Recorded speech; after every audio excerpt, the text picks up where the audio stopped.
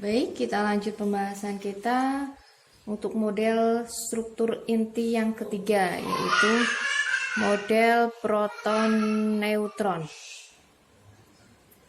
Jadi setelah kita bahas tentang kemungkinan model inti yang bisa kita pakai apa saja, yang pertama kita sudah bahas tentang model proton-proton, yang kedua kita sudah membahas tentang model proton elektron, dan ternyata sebenarnya model proton elektron itu sesuai dengan hasil eksperimen, menjamin muatan atom itu netral dan massa atom berat itu kelipatan bulat dari massa hidrogen. Jadi sebenarnya model proton elektron itu sudah menjadi kandidat yang terkuat ya, yang terbaik ya. Hanya saja ternyata masih ada kelemahan. Kelemahannya yang pertama, keberadaan elektron di dalam inti itu melanggar asas ketidakpastian Heisenberg. Karena kalau misalnya elektron itu di inti, harusnya dia mempunyai energi sekitar 20 MeV. Tapi hasil pengamatan menunjukkan dari peluruan beta itu ya, itu hanya 2 MeV. Jadi ini tidak sesuai dengan hasil pengamatan. Kemudian yang kedua, itu ketika membahas tentang spin inti deuterium.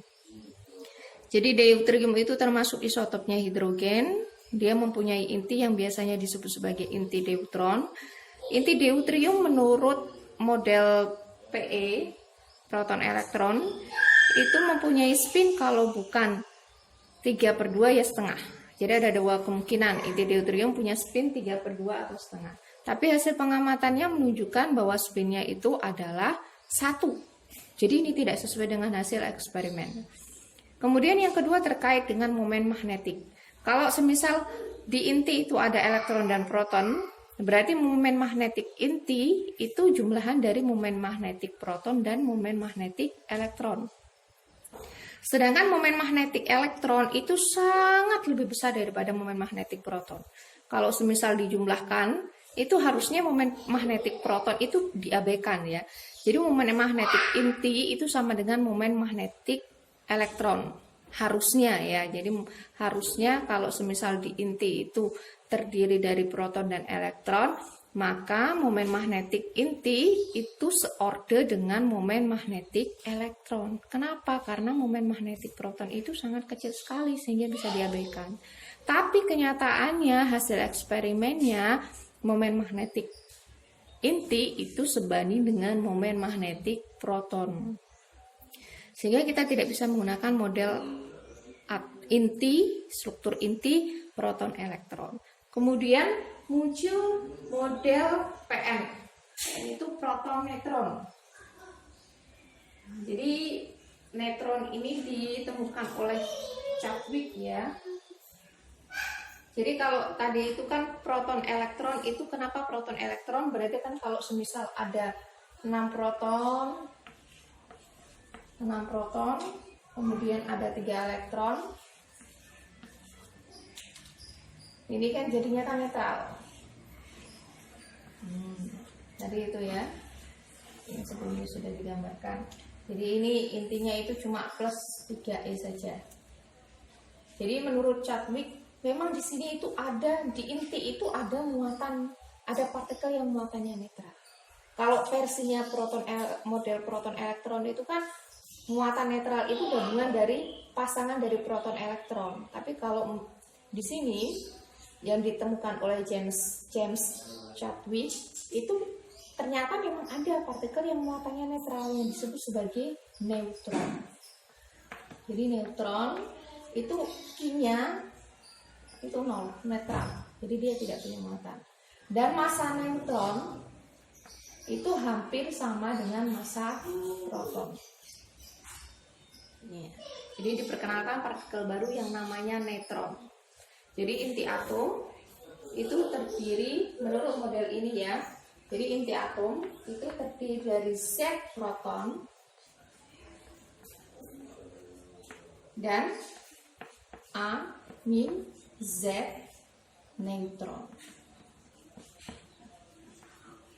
Jadi menurut model inti proton neutron, masanya proton itu kan hampir sama dengan masanya neutron dan hampir sama dengan masanya hidrogen. Nah, kalau kita mau mengembalikan ke hasil pengamatan, ya, hasil pengamatan itu kan menjamin, harus dijamin muatan atom itu netral dan massa atom berat itu AMH, ya, kelipatan bulat dari massa hidrogen. Kalau semisal kita melihat, ya, memiliki massa atom ini kan didominasi, ya, sama dengan massa inti, ya. Massa inti sendiri dia terdiri dari Z, masanya proton, ditambah dengan A min Z, massa neutron. Massa neutron itu kan sama dengan massa proton. Jadi ini bisa saya tuliskan Z plus A min Z massa proton. Ini kan sama dengan massa proton. Jadi ini sama dengan A massa proton yang sama dengan A massa hidrogen. Jadi sama, ya. Jadi massa atom berat itu sama dengan AMH. Ini sesuai dengan hasil pengamatan. Berarti bisa kita centang. Kemudian inti muatan atom itu harus netral. Muatan atom itu terdiri dari muatan inti ditambahkan dengan Z muatan elektron plus min Z muatan elektron yang mengelilingi inti. Kalau di inti itu terdiri dari Z proton dan neutron, proton itu kan plus E, neutron itu kan 0. Berarti neutron tidak menyumbang muatan ke inti, ya. Jadi hanya ada plus Ze dari proton saja, min Ze sama dengan 0. Ini sesuai di atom. Jadi model struktur inti proton neutron itu sesuai dengan hasil pengamatan, menjamin atom itu tetap netral. Nah, jadi kita sepakati bahwa sekarang model inti yang kita pakai adalah proton neutron. Jadi inti itu terdiri dari Z proton dan terdiri dari A min Z neutron. Nah, sekarang kita akan membahas tentang, kita sepakati, ya, lambang, ya, lambang dan tata nama. Jadi kalau misalnya kita punya suatu atom X, ya, di sini ada A, Z, M. Ini di kimia dasar mungkin kalian sudah dapat, ya. A itu namanya nomor massa, Z itu nomor atom, N ini nomor neutron, ya, jumlahnya neutron. Jadi AZN. Kalau menurut model ini, lambang ini bisa kita pakai menurut model proton-proton. Kalau menurut model proton-proton, kalau misal ada atom yang lambangnya seperti ini, berarti dia terdiri dari jumlah proton berapa? Jumlah protonnya itu adalah A, ya. Kemudian kalau model proton elektron, berarti jumlah protonnya adalah, kalau yang proton elektron jumlah protonnya adalah A. Kemudian jumlah elektronnya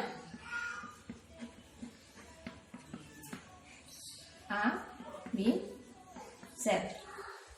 Nah, kalau model proton-proton, jumlah proton itu adalah Z. Jumlahnya neutron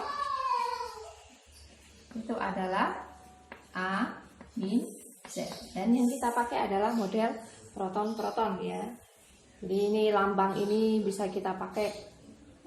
Kalau misalnya saya tanya, saya punya atom H312.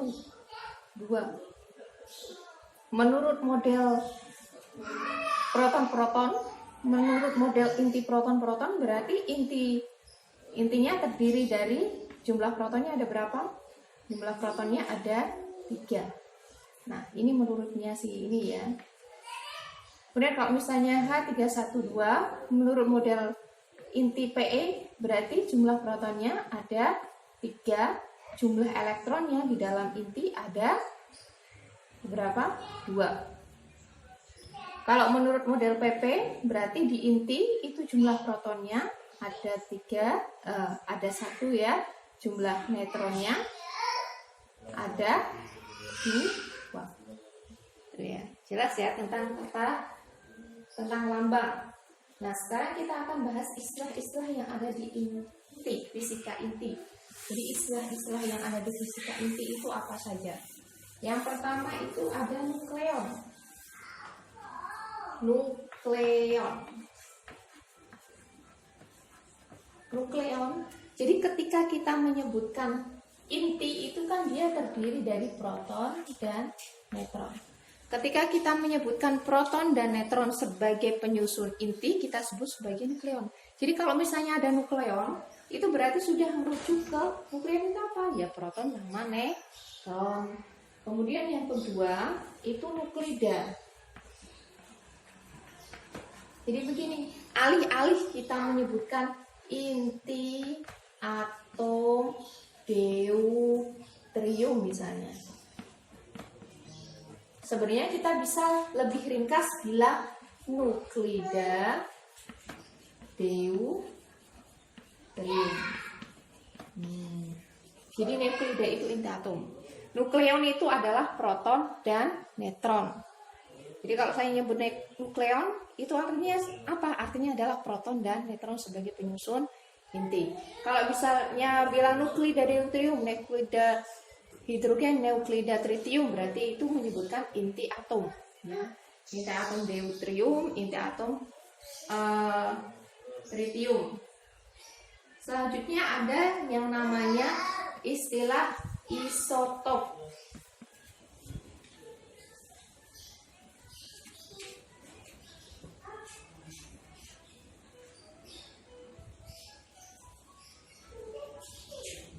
Jadi istilah isotop itu Z, kalau misalnya kita punya banyak inti atom, ya Z-nya sama, N-nya itu beda.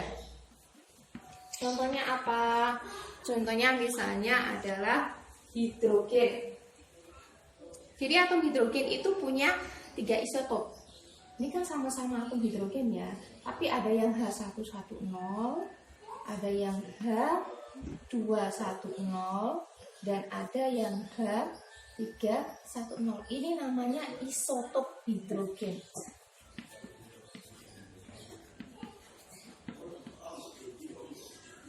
Jadi Z-nya sama kan 1, 1, 1. Tapi N-nya beda, N-nya ini 0 ya. 0, sorry. Ini 0, ini berarti 1, ini 2. Biasanya isotop hidrogen yang H11 ini yang kita sebut sebagai hidrogen. Yang kita sebut sebagai atom hidrogen. Nah, yang H211 ini yang kita sebut sebagai deuterium. Nah, H31 itu yang kita sebut sebagai tritium. Nah, ini isotop. Kemudian ada lagi yang namanya isoton. Ya. Jadi ada yang namanya isoton.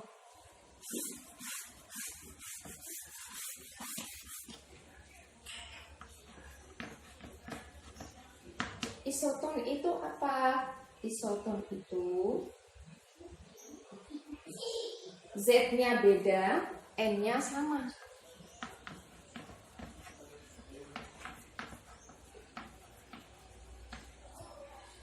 Z-nya beda, N-nya sama. Contohnya apa? Contohnya adalah deuterium, H3 tritium ya, H312 sama helium 422. Z-nya kan beda, Z-nya ini kan tritium itu 1, helium itu 2. N-nya sama, N-nya yaitu 2, 2 ini namanya isoton. Kemudian ada yang namanya isobar. Isobar itu A-nya sama, Z-nya beda. Contohnya apa? Contohnya misalnya helium 624 sama lithium 633. A-nya sama ya, sama-sama 6. Tapi Z-nya beda. Ini 2, ini 3. Ini ada beberapa istilah. Kemudian ada yang namanya isomer. Isomer seperti yang kita bahas tadi itu ya, persamaan antara fisika atom dan fisika inti. Atom itu punya keadaan eksitasi, inti juga punya keadaan eksitasi. Jadi inti itu ada keadaan tereksitasi. Misalnya kita tinjau hidrogen satu yang dalam keadaan tereksitasi. Nah, dan waktu parahnya itu dapat diukur. Ini yang disebut sebagai isomer. Ya, ini tentang lambang dan tata nama. Kemudian kita akan bahas tentang ukuran inti ya. Jadi ukuran inti.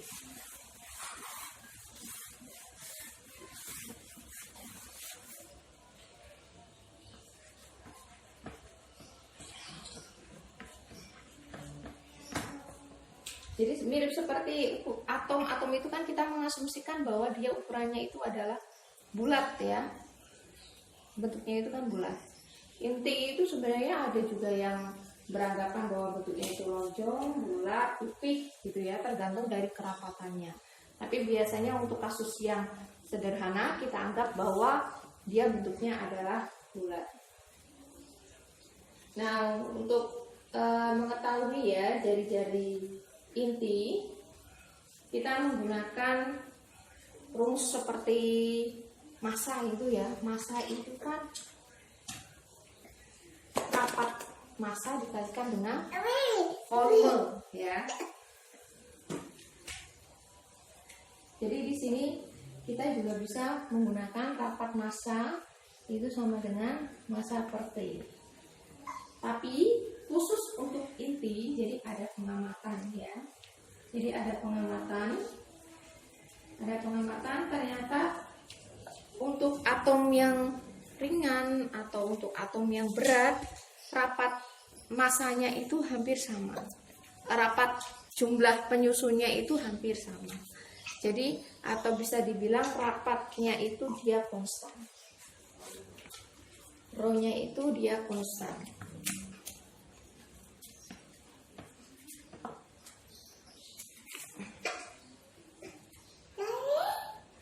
Jadi kalau rho konstan itu sama dengan jumlahan dari proton sebagai penyusun inti dan jumlahan neutron sebagai penyusun inti dibagi dengan volume inti. Volume inti karena kita menganggap inti itu bentuknya adalah bulat ya, berarti kita menggunakan rumus jumlah proton itu ada berapa? Jumlah proton itu ada Z, jumlah neutron itu ada berapa? Ada A min Z. Dan volume inti kalau bulat itu 4 bola ya per 3 pi R pangkat 3. Ini coret-coret. Jadi rho itu sama dengan A per 4 per 3 pi R pangkat 3. Ini rho-nya. Dan ini sama dengan konstan atau tetap. Jadi sama dengan konstan atau tetap. Kalau misalnya konstan ini saya misalkan suatu konstantase gitu ya. Jadi rumusnya itu bisa saya tuliskan sebagai A per 4 per 3 pi R pangkat 3 sama dengan C. Nah, kita kan mau nyari ukuran inti ya. Ukuran inti berarti kita mau nyari R-nya. Berarti dari sini kita bisa dapatkan R pangkat 3. Ini kan naik ke sini ya. R pangkat 3 itu sama dengan 1/4 per 3 pi R pangkat 3C A. Suatu tetapan, ini kan juga tetapan 4 per 3 pi 4 per 3 pi C. 4/3 PC. Ini kan tetapan, ini juga tetapan. Berarti tetapan dikalikan dengan suatu tetapan atau konstanta dikalikan dengan suatu konstanta adalah konstanta yang lain. Kalau misalnya saya tuliskan ini sebagai konstanta yang lain, sepersuatu konstanta yang lain itu juga konstanta yang lain. Tuh ya. Jadi ini misalnya ya, konstanta yang lainnya itu misalnya C aksen sama dengan A. Berarti nanti kita bisa dapatkan R itu sama dengan di sini C aksen pangkat 1/3 A 1/3. Suatu konstanta pangkat 1/3 adalah konstanta yang lain. Nah, kita misalkan R sama dengan R0 A pangkat 3. Nah, R0 ini atau konstanta ini diperoleh melalui eksperimen yang kita sepakati nilainya adalah 1,2 itu ya. Jadi yang kita sepakati 1,2 kali 10 pangkat min 15. Jadi 1,2 kali 10 pangkat min 15.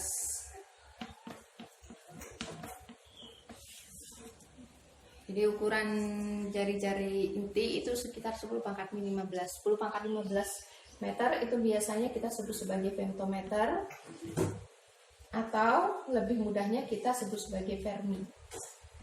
Jadi lebih mudah 1,2 femtometer atau 1,2 Fermi.